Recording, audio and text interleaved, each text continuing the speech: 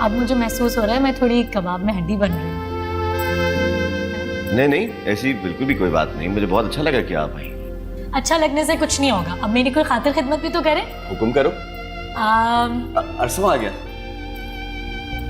अरे अरसम, क्या हाल है भाई? ठीक ठाक? लगता है किसी की कशिश ने यहाँ खींच लाई है। परी कैसी बातें कर रही हो? नहीं, मेरा ख्याल है ये सही कह रही है। परी तुम भूल रही हो कि हम यहाँ चाय पीने नहीं आए, हम शॉपिंग करने जाना है हमें। वो कितनी शॉपिंग करेंगे, आप बस भी करें शॉपिंग करना। दादी कहती हैं कि उन्होंने रिश्ते की बात कर ली है, लेकिन इनको देखकर तो ऐसा नहीं लगता कि ऐसी कोई खबर मिली है। और ये आज़र भाई, अगर ऐसा कुछ हुआ था तो इनके इल्म में तो जरूर होता था। अस्सलाम वालेकुम। वालेकुम अस्सलाम। वालेकुम अस्सलाम मेरा बेटा। ये आज इतनी जल्दी कैसे आ गए? होमवर्क नहीं किया अपना? पता नहीं, परी बाजी तो घर पे नहीं थी।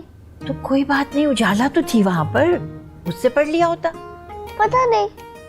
ओ बेगम साहब जी, कार सन्नाटा जो छाया है तो कार के लोग किधर है? उधर भी बहुत सन्नाटा है। परी बाजी उनकी आंटी को लेके आजर अंकल की तरफ गई है। क्या आसिर के घर गई हुई है? जी। अच्छा, तुम लोग अपने कमरे में जाओ। शाबाश। जो जो गुड गर्ल जो। तो ये सब प्लानिंग से हो रहा है, मुझे धोखा दिया जा रहा है। फोन कहाँ है मेरा? फोन। अमानुल्लाह जी मैं फोन ले आनी ताड़ा। लेकर आओ, जल्दी लेकर आओ। मैं लेके अरसम, जो तुम चाह रहे हो ना वो मैं होने नहीं दूंगी। हर बात में मनमानी करने की आदत पड़ गई है तुम्हें। कम से कम इस मामले में मैं तुम्हारी बिल्कुल नहीं सुनती।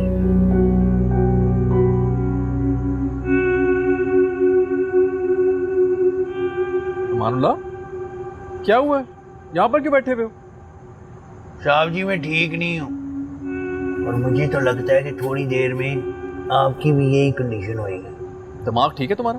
क्या बकवास कर रहे हो? क्या हुआ? साहब जी, उस दादी का पारा बड़ा हाई है। इतना गुस्से में मैंने उनको जिंदगी में कभी नहीं देखा।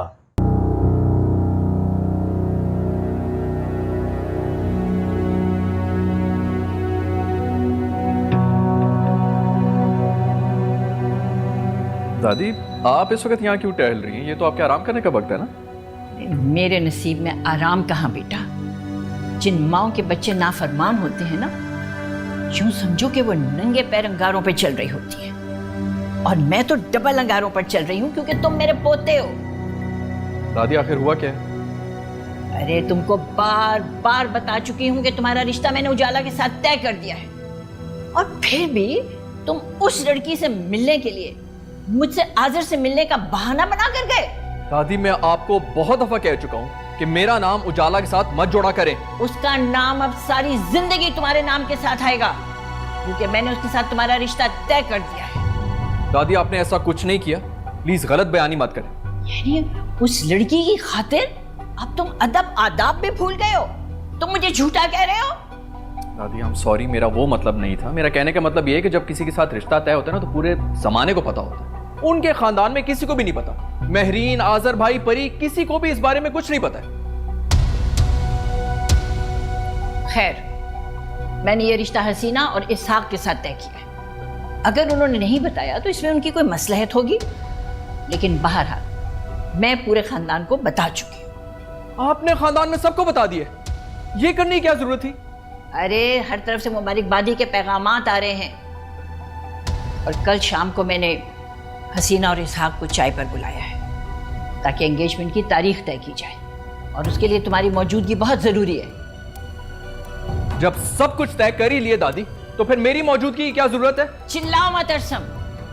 हमेशा अच्छे खानदानों में खानदानों के बड़े जो होते हैं वो रिश्ते तय करते हैं, क्योंकि उनको अच्छी तरह पता होता है कि खानदान की बका के लिए क्या चीज जरूरी है। यकीन रखो, तुम्हारे लिए भी ये रिश्ता बेहतरीन साबित होगा। दादी, मुझे इस बारे में कोई बहस नहीं करनी। मैं भी कोई बहस करना नहीं चाहती। कल शाम को वो लोग आ रहे हैं और मैं उनके सामने किसी किस्म की बदमज़गी बर्दाश्त नहीं करूंगी, समझे तुम?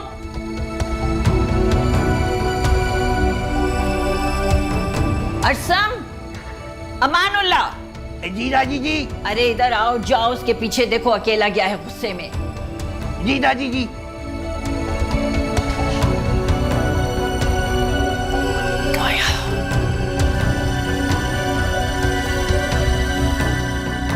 साहब, अरे तुम कहां से आए हो?